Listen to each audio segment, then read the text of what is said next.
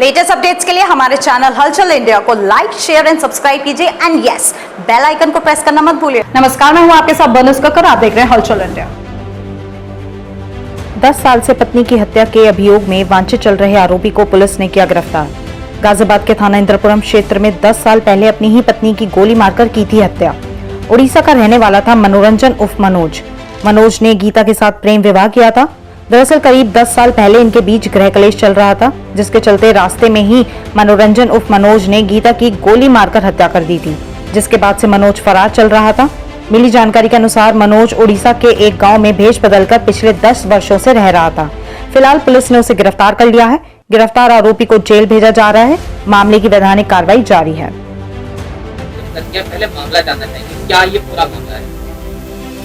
Police उप महानिरीक्षक महोदय द्वारा अपराधियों की धरपकड़ अभियान के तहत इंदिरापुरम पुलिस के द्वारा पिछले 10 साल से फरार इनामिया अपराधी मनोरंजन उर्फ मनोज को गिरफ्तार किया गया है, जो 10 साल पहले अपनी पत्नी की हत्या करके फरार था। किस तरह से हत्या की, क्या हुआ था?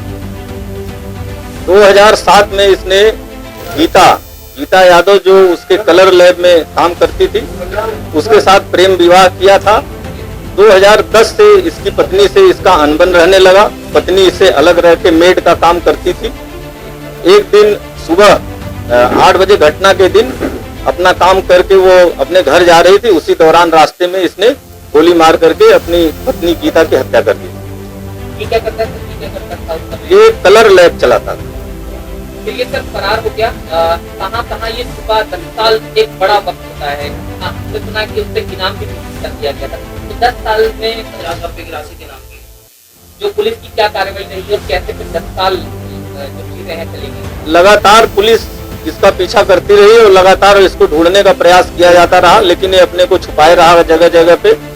और इसकी कुर्की भी कराई गई और माननीय न्यायालय के आदेश की अवमानना के संबंध में एक मुकदमा भी इसके खिलाफ फिर पंजीकृत कराया गया था। ये सारी कार्रवाई लगातार इसके खिलाफ जारी थी। कर क्या रहा था और क्या करता था? नाम बदल के रहता था। अभी वो नाम बदल करके और अपना भेष भी बदल लिया था और पूजा पाठ का काम कर रहा था। तो 10 साल की बड़ा वक्त होता है। सवाल ये कि क्या किसी फिल्म से प्रेरित होकर या किसी भी ऐसे देश भी आपने बताया कि बदलता रहा है ये पुलिस से बचने के लिए इसने हर हथकंडा अपनाया।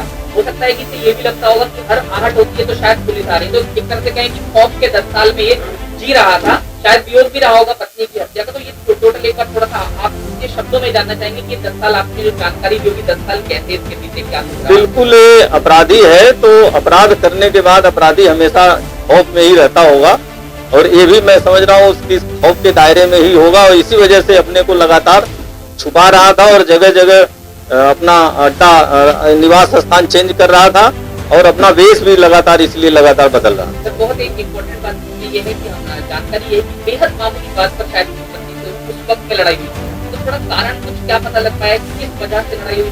प्रेम विवाह और फिर लड़ाई, यानी कि मतलब बेहद अभी जनरल पारिवारिक झगड़े हैं। इन लोगों का एडजस्टमेंट नहीं हो पाया, इस वजह से दोनों अलग रहने लगे। यही कारण होगा। उड़ीसा तक कैसे पुलिस पहुंची एक बार ये ला, मतलब कैसे कड़ियां जुड़ी होंगी उड़ीसा तक? हमारे यहाँ का इनामिया अपराधी था। लगातार हम लोग इसका पीछा कर रहे थे, टीम बना करके पीछा कर रहे थे। टीमें इसमें लगी हुई थी और हमारे क्षेत्राधिकारी अभय ने इसमें विशेष प्रयास करके वहाँ के अधिकारियों से संपर्क करके और इसको पकड़वाया। बस सर लास्ट बिट तो ये कि अभय जी का क्योंकि नाम आया, तो क्या साइबर कुछ चीजों की भी हेल्प की गई? क्योंकि सोशल मीडिया के माध्यम से भी शायद आजकल लोग फेसबुक इस्तेमाल करते हैं, कुछ ऐसा कुछ हुआ जो जिससे कि पकड़ा गया? कुछ ऐसा पुलिस के तमाम स्रोत होते हैं, उन सारे स्रोतों का जहाँ से भी कोई क्लू मिल जाता है उसका यूज कर लिया जाता है। अब इसमें बहुत सी चीजों को गोपनीय रखना होता है, हम नहीं बता पाएंगे इस संबंध में कैसे हम लोगों ने पकड़ा, ये गोपनीय विषय है। हत्या पति पत्नी का झगड़ा था, ये अलग रहने लगे थे, दोनों के बीच में संबंध खराब हो गए थे। खबरों का सिलसिला जारी रहेगा, देखते रहिए हलचल।